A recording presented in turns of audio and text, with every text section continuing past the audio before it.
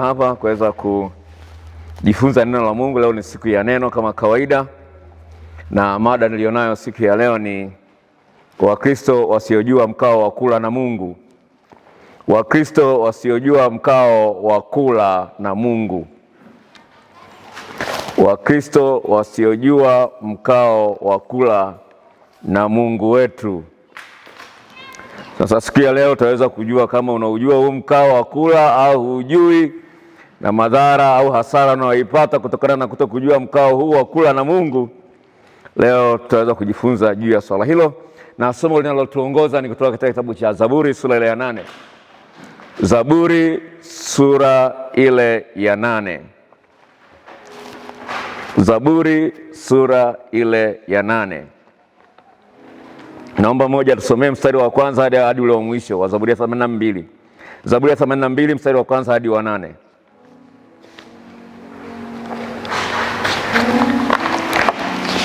Ngoja nisome mimi mwenyewe. Naona Mungu asimama katika kusanyiko la Mungu, katikati ya miungu anahukumu. Hata lini mtahukumu kwa dhuluma na kuzikubali nyuso za wabaya? Mfanyieni hukumu maskini na yatima, mtendeni haki aliyoonewa na fukara. Mwokoeni maskini na mhitaji, mwopoeni mikononi mwa wadhalimu. Hawajui wala hawafahamu, hutembea gizani. Misingi yote ya nchi imetikisika. Mimi nimesema, ndinyi miungu na wana wa aliye juu nyote pia, lakini mtakufa kama wanadamu, mtaanguka kama mmoja wa wakuu. Ee Mungu, usimame uihukumu nchi, maana wewe utawarithi mataifa yote. Bwana Yesu asifiwe. Tunaona mstari huu wa 6 pale, kuna maneno ambayo hata Bwana Yesu aliyatumia kwenye Injili ya Yohana, sema mimi nimesema ninyi ni miungu na wana wa aliye juu nyote pia. Walikuwa wanamshutumu Yesu kwenye Injili ya Yohana, kwa nini anajiita mwana wa Mungu? Akasema hamjasoma Zaburi ya 82 Mungu alipowaita wanadamu kwamba nyinyi ni miungu? Amesema hamkusoma. Sema mimi nayo haki ya kujiita mimi ni mwana wa Mungu. Sasa naposema kwamba kwenye hii mada inasema kwamba Wakristo wasiojua mkao wa kula na Mungu, ni kwamba lazima sisi tujue kama wanadamu, na especially kwa siku hii kama ya leo ya Ijumaa Kuu, kwa nini Yesu alikufa msalabani? Alikuwa anafanya nini pale msalabani? Watu wengi wanasema kwamba Yesu alikufa msalabani ili kutuokoa wenye dhambi. Ni kweli, anatuokoa wenye dhambi, lakini hiyo dhambi ina madhara gani kwa watu wakiwa nazo? Watu wanaendelea kufanya dhambi, wanazini, wanaiba, wachawi wapo. Kuna madhara gani yanayotokea? Na kwa nini Yesu ilipasa afe pale? Mungu kwa kuwa ni Mungu mwenye haki. Unaposikia neno haki, maana yake kuna mahakama. Unahukumiwa, umekosea, unaenda jela, au umeonelewa, wamekusingizia tu, tunakuachilia huru. Kwa hiyo unaposikia kwamba Mungu anasema Mungu ni mwenye haki, maana yake ni Mungu anayehukumu, na hawezi akamwachilia mtu mwenye hatia aende bure. Biblia inazungumza hivyo, anasema atawapatiliza watu makosa yao hata vizazi 4 vijavyo.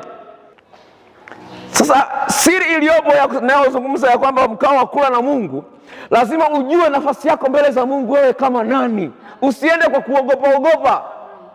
Ujijue wewe mbele za Mungu kama mwana, unayo haki ya kupata haki yako kama wewe mwana wa Mungu. Sasa ukienda kwa kuogopa, ukaogopa kujibishana na Mungu, utapata shida sana katika maisha yako. Utakuwa kama mbuzi aliyefungwa kwenye kamba. Yaani yule mbuzi hawezi akaenda zaidi ya ile kamba. Anaenda anataka kukimbia, lakini kamba inamrudisha nyuma.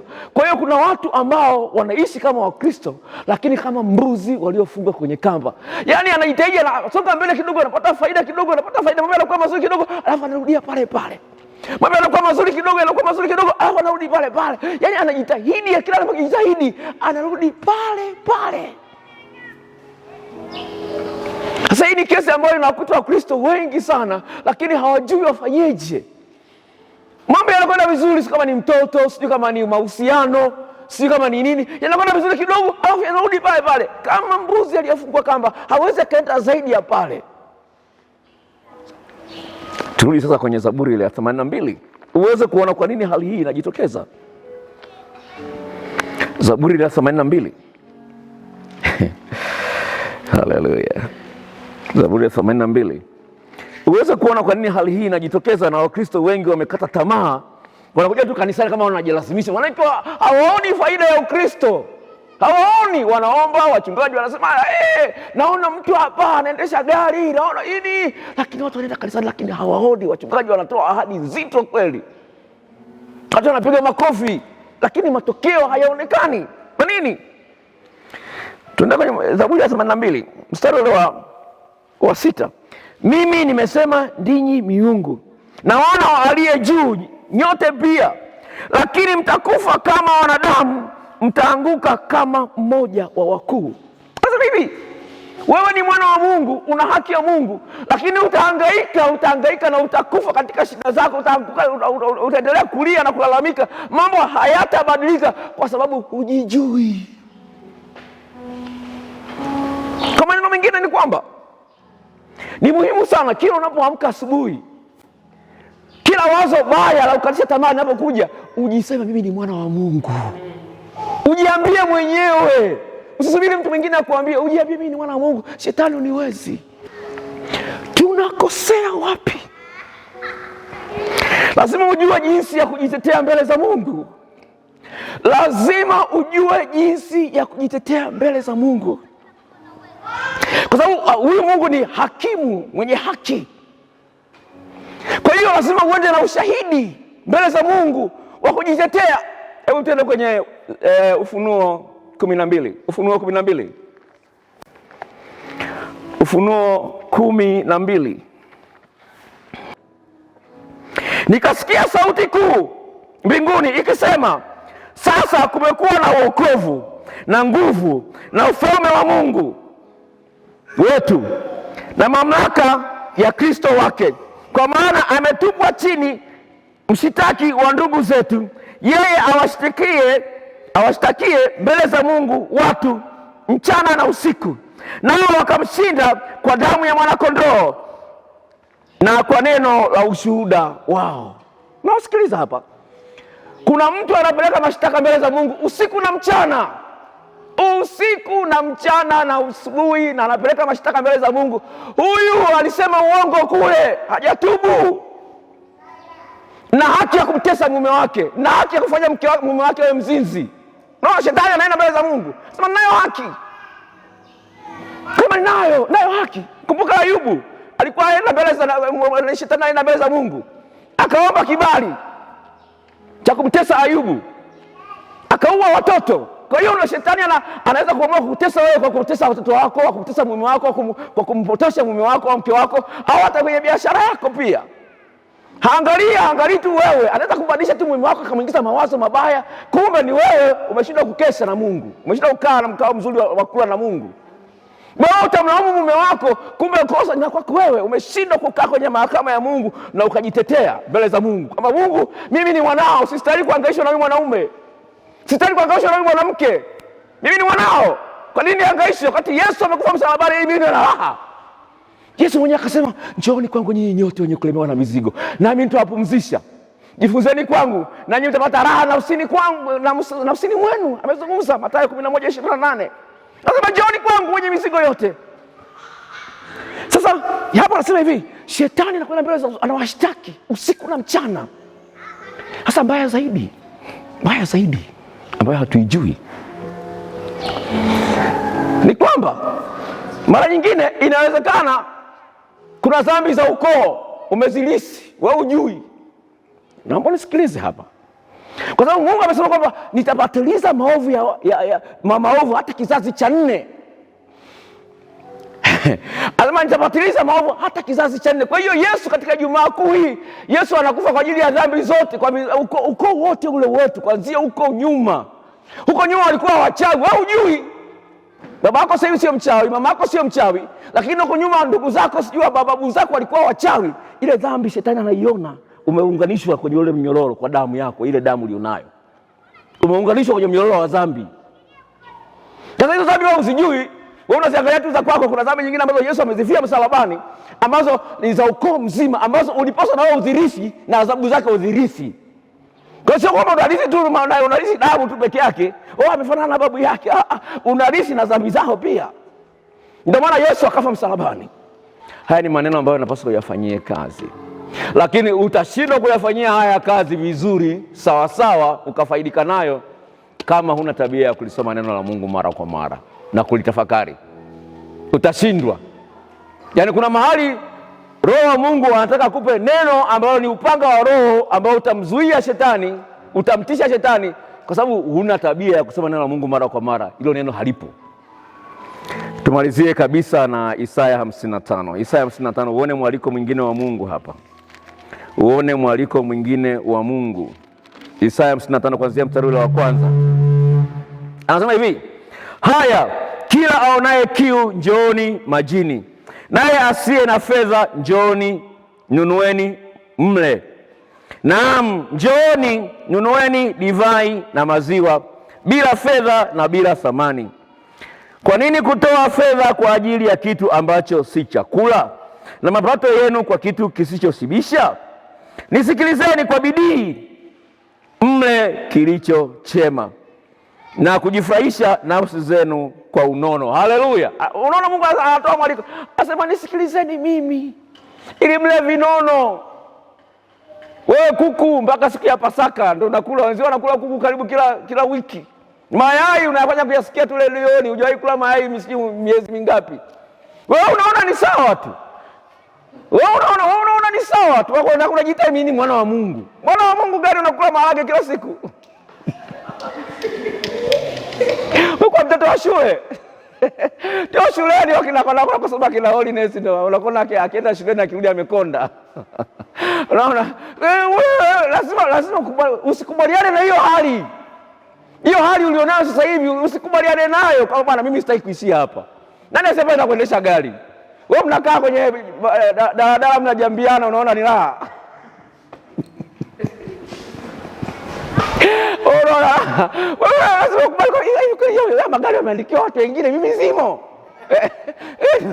Magari wanaendesha kutaka binti kadogo kutoka kwenye gari. Wewe unasubiri daladala. Nikija nimejaa. Kuna nafasi konda. Nafasi katika gari imejaa. Wewe unaona hiyo haikuhuzunishi. Lazima uhuzunike ndani ya moyo, lakini Mungu, haya maisha gani hayo? Kwani ndio Mungu, ufalme wa Mungu ndio huu? Ndio ufalme wa Mungu ndio huu kweli, wa barabara mnajambiana kwenye gari? Ndio ufalme wa Mungu kweli huo? Lazima ujishtue wewe mwenyewe, ujipe changamoto wewe mwenyewe. Itakusukuma kumtafuta Mungu zaidi. Lazima utambue kwamba kama tulivyosoma kwenye kitabu kile cha Ufunuo 12 pale 10 hadi 12, anasema kwamba huyo mshtaki wetu anashtaki usiku na mchana.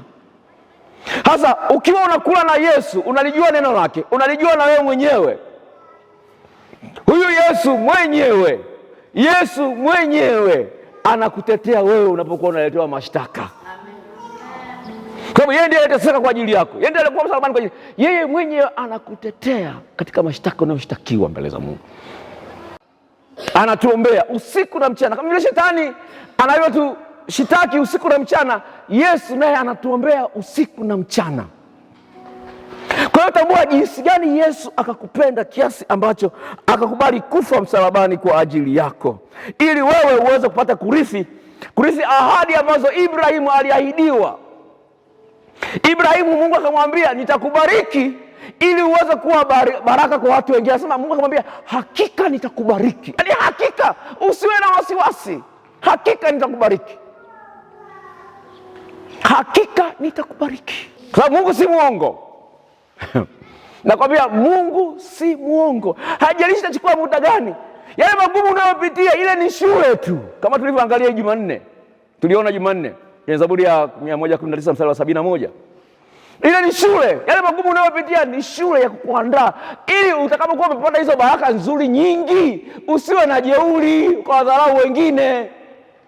Kuna watu wamepata hela alafu anaanza kudharau watu wengine, hawezi kusaidia watu wengine.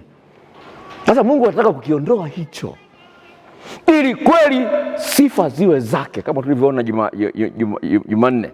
Kwa hiyo ni wajibu wetu kujikumbusha katika maisha yetu ya kwamba hali hii tulionayo sasa hivi inapaswa ibadilike na iwe nzuri zaidi. Naomba nisikilize. Hali hii ulionayo sasa hivi, haijalishi ni ngumu kiasi gani, haijalishi inatisha kiasi gani, Mungu ana mpango wa kubadilisha. Na tuombe. Baba Mungu, asante kwa neno la jioni ya leo. Naomba Baba ulibariki. Wewe uliyesema, tazama nabisha mlangoni, mtu akinisikia na kufungua mlango, nitakuja kwake na kukaa naye na kula pamoja naye. Tunahitaji kula na wewe Bwana katika maisha yetu, kama ulivyozungumza kwenye kitabu cha Ufunuo 3:20 kwamba utakuja na kukaa nasi na kula pamoja na sisi. Tunahitaji kuliona hilo Baba linadhihirika katika maisha yetu, kwa sababu kwako wewe Mungu hakuna ambalo linapungua. Hatuwezi tukakosa chakula kizuri, hatuwezi tukakosa maisha mazuri, hatuwezi tukakosa nyumba nzuri, kwa sababu Mungu unamiliki kila kitu. Lakini Mungu umesema kwamba aijengae nyumba kama wewe Mungu kuijenga nafanya kazi bure, anayeulinda mji kama wewe Mungu kuulinda nafanya kazi bure. Basi Bwana, tunaomba msaada wao katika kila eneo la maisha yetu, ili tuweze Bwana kuziona ahadi zako zikitimia katika maisha yetu. Ukatubariki kwa wingi sana sana sana, ili tuweze kuwa baraka kwa watu wengine na kwa kanisa lako, kwa ajili ya Yesu Kristo Mwokozi wetu. Amen.